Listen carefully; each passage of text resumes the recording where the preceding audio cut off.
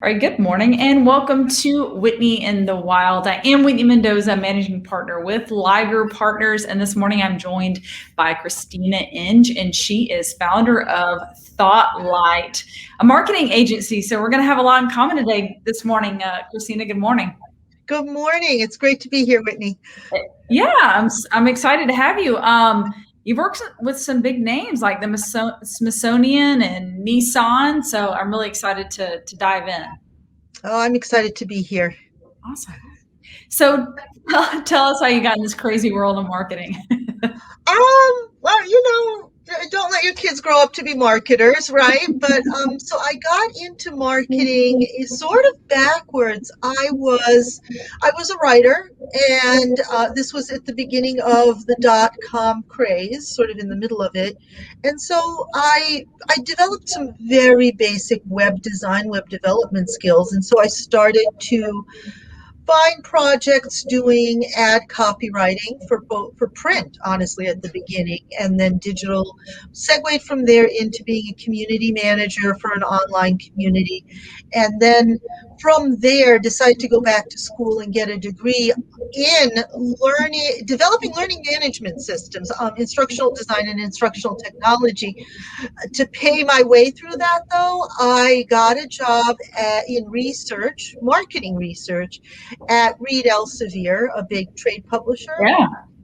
I loved it there. I loved doing market research. And then straight out of grad school, I got a job as the marketing manager for a startup because they were looking for someone who could write, build websites, and do market research. And I got all of those skills and thought, well, you know what? Now I may as well just become a full-time marketer. And I've never looked back. Yeah.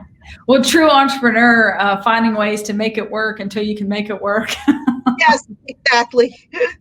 So what are some of the big changes? You mentioned kind of starting on the writing side and then moving over to digital marketing. My husband Isaac and I started in the radio industry and moved over as well. And that's how we got into a lot of the podcasting and social media space. So what are some changes that you have seen happen kind of as you've moved through the years? Honestly, I've been in marketing. If you count the time I was a writer and a community manager, ad copywriter, about 20 years. I have seen a lot of changes in that time. Most especially, I would say it's been the shift clearly to digital marketing.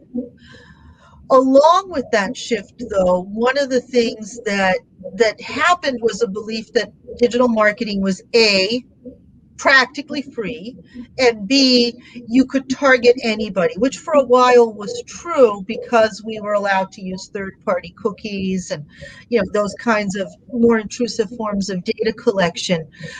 What hasn't changed, though, is what marketing is really about. It's about reaching your customers with your value. It's not, as people perceive marketing to be, about a hard sell, about convincing people to want something that they don't really want or need. It's about educating consumers and helping them see the value of what you bring to the table, your brand, your products, and your services. And that's something where, if anything, it is in the shift to digital, it's become harder in some cases to demonstrate that marketing's not a magic button you push and customers come to your door because you tweeted something out. So that education aspect has become a little tougher. Okay. So I'm really interested, especially with the rise of TikTok and that community that influencers are building. So you served on the board of the American Marketing Association as vice president for social media through much of the 2000s. Where has this development of community come out of, and do you have some kind of insider tips on how we can build that? I feel like a lot of times, especially businesses, get caught up in the doing of social. So like, I need to post, but then there's so much more in the background, right, that happens to really make that work. Absolutely. Yes. So as you mentioned, I served on the board of the American Marketing Association Boston, the fourth largest AMA chapter in America. And this was, again, in the 2000s. So over a decade ago, social media was just coming into its own. And that perception was there of, oh, we'll tweet something out and 10,000 people will come to our door. Right. And one thing that we noticed, I was very early in getting into influencer marketing, and it came through analytics. I saw that the majority of conversions that were coming to our website were people who had searched for our speakers. And back in those days, you got much more data out of Google Analytics. You could see what people had searched for who had converted much more clearly. That data was, very clearly provided for free. So you could see that the people who were buying tickets to our which was how we define conversions, as well as people joining as members, those folks were all primarily folks interested in a specific speaker. So we asked our speakers to become influencers. I reached out to them. We did a campaign called Tweets for Seats. That was simply asking them to take pre-scripted tweets if they didn't feel like doing anything else that I had written for them, and tweet about their appearances, their guest appearances at our workshops. And it grew our events to the point where most were getting sold out in certain seasons. Wow. And I'll never forget, I launched a new digital marketing focused series. The first one, and there's a real moral to this story, the first one got completely rained out, and it happened when the Boston Celtics had made it to the playoffs unexpectedly. So we had 4 attendees. One of them was me. The second one, we had 20 attendees. 6 months in, we had 200 attendees. Wow. We had 220 people lined up. We had to turn people away because of fire codes in the building. Wow. All of this was because of what we didn't even call influencer marketing in those days, getting the speakers who had their own followings to share it out. So that was an early sign that there was a real hunger in consumers' minds, including the B2B consumer, which is what we were targeting, who we were targeting, for real connections with real people. And wow. That's something that's really been something I carried through founding my own agency and working with large clients and small clients. It's still, I mean, as long as I've been doing this, it's amazing to me. I recently did a presentation on TikTok and how this foundation had gone viral, and it was sold out online. It was sold out on stores, even in my store. Like, I went in and took a picture and then wrote a newsletter about it because the shelf was empty. And where I live is probably considered small. We don't live like in the city, like I'm in the city now, but we live a little bit on the outskirts, and it was still sold out. It was just crazy to me that, influencers could glom onto something, and then all over the world we're rushing out in droves to buy a product. Absolutely. And that's, there's a lot of skepticism now because, like anything in marketing, it can get overdone, right? It can get to the point where it goes from a good strategy to everyone's doing it, and then it becomes a fad, and then it becomes something that people are abusing, or, well, not really abusing, but just over relying on. Right. I still think, however, it is number one of the best strategies out there. Yeah. So you have a book that's coming out. I'd love to hear about that because it's kind of over marketing analytics, yes? Absolutely. So, as my anecdote tells you, I've always been a big believer in marketing analytics. I've always been a big believer in getting that data out there and getting people to understand the importance of measuring everything you do. It's a cliche, but you can't manage what you can't measure. So you have to do that with those measurements. So I have actually been, in what my friends jokingly call my copious spare time, I have been teaching marketing analytics to adult professional students, so practitioners in our field who are going back for their masters, because I was an adult working full-time going back for my masters. I've been teaching that at Harvard and then at Northeastern, and I have never found a book that actually talks about the nitty-gritty, right? There's a lot of great books out there. Props to all of my fellow authors. what I needed, because what my students who are practitioners at companies large and small are guides to how do I do marketing analytics for email, social, and then how do I tie it all together? So the nitty gritty of, okay, exactly what should I be measuring in email? Exactly what should I be measuring in social media to get those results of driving sales? So after about a couple of years of teaching and never finding the right book, I said, okay, I'm done. I'm going to write this myself. I don't care if no one publishes it. I'm going to use it with my students, my clients, and my employees. And I found a publisher. It's coming out from Flat World Publishing. Wonderful people to work with, and that's coming out this summer. So very excited. Awesome. So with that, what are some key metrics? And we can take it, at the beginning from it's just me. I'm a solopreneur posting about my business online to all the way up to like corporate level, because you mentioned that some of this information used to be free to get. And some of it still is, right? Like you can log into Facebook and click on insights, but if you really want the nitty gritty, as you mentioned, we kind of have to go out and pay for platforms and things like that to dive a little deeper. So what are some of the things we should even be looking for and what they mean, right? Because there's also this thing that we call vanity metrics of, awesome, it got 50,000 impressions, but you only got 30 clicks. What does that mean?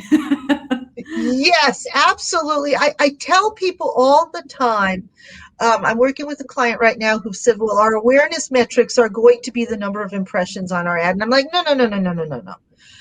An impression means that something showed up on a screen. It could have been a robot that saw it. It could have been somebody left their phone and it's showing it on the screen, right, and their cat's looking at it. So what you want to look at ultimately is, are you driving the bottom line? Are you driving sales? Are you driving conversions? But at the same time, you don't want to fixate only on the sales metrics. So you don't want to fixate only on, I made X number of sales, and so this social media campaign was worthless because it didn't drive sales.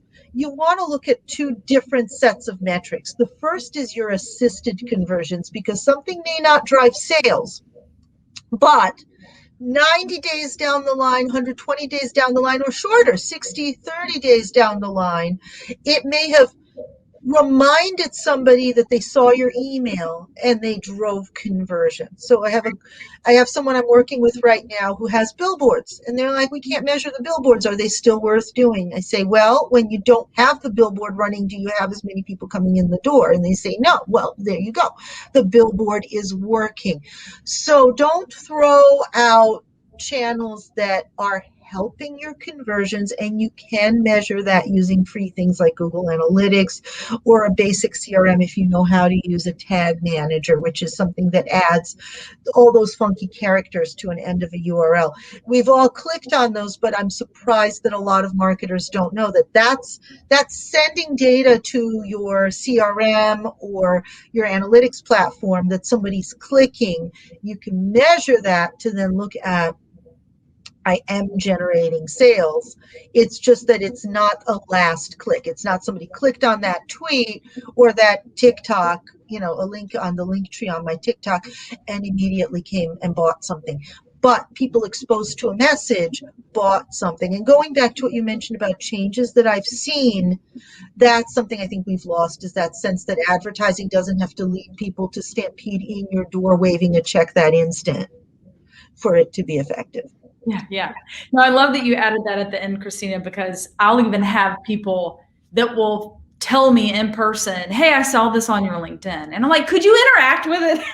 Could you give it a like or a comment? Because it's great that you're seeing. So again, it's great that you're seeing me. It's proof that that's working. And I've had people tell me every time I open my LinkedIn, you're there. I'm like, but you never do anything on my actual post.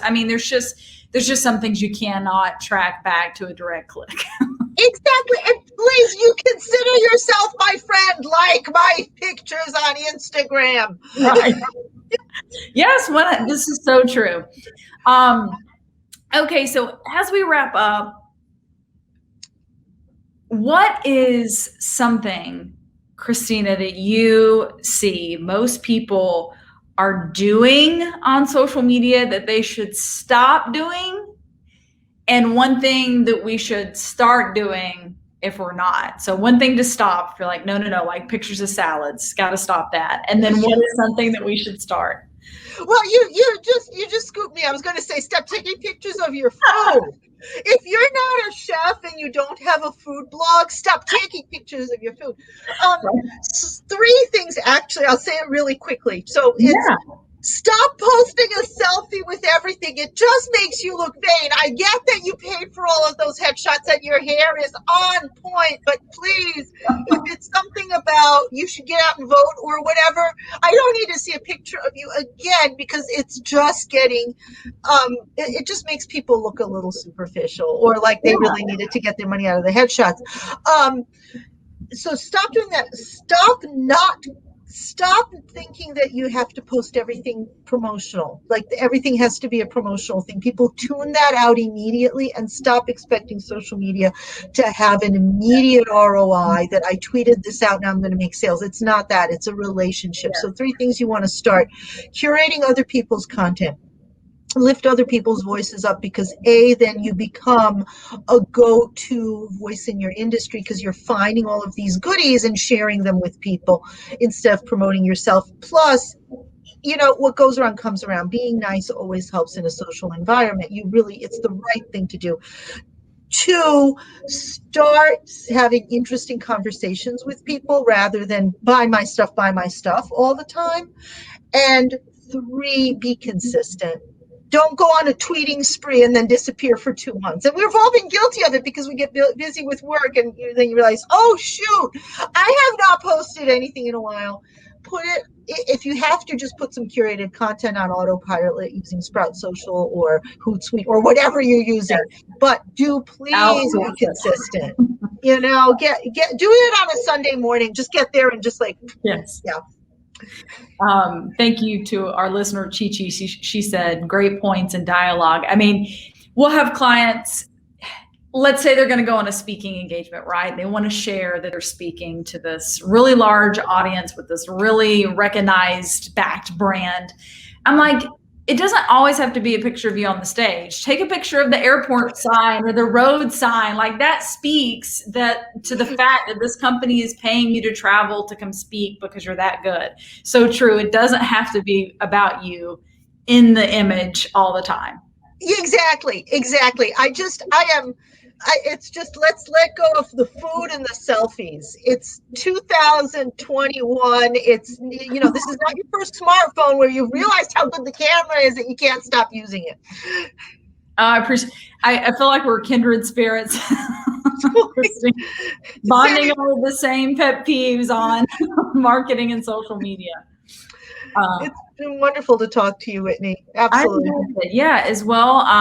Christina Inge, she is with Thoughtlight. Also, Christina, how do people connect with you if they want to learn more about your services, your company, the book you have coming out? Where can they find you? Absolutely. So you can find me at Thoughtlight, THOUGHTLIGHT, like thought as in thinking, light as in this ring light that has not been on the whole time. Thoughtlight.net. It's not .com, it's .net. We couldn't get the .com. So you can reach out there. We have some great ebook offers coming out that are free as well. Plus, we are doing a book giveaway of my book when it comes out to anybody who subscribes to our newsletter. So please do come on by. We send out marketing tips about once a month. And so would love to share and welcome people to the Thoughtlight community and get some free tips too. Awesome. Well, Christina Inge, thank you so much for joining me this morning. Thank you so much, Whitney. Thanks for having me here. Yeah. And thank you to our listeners. We appreciate you joining us, and we'll see you next time.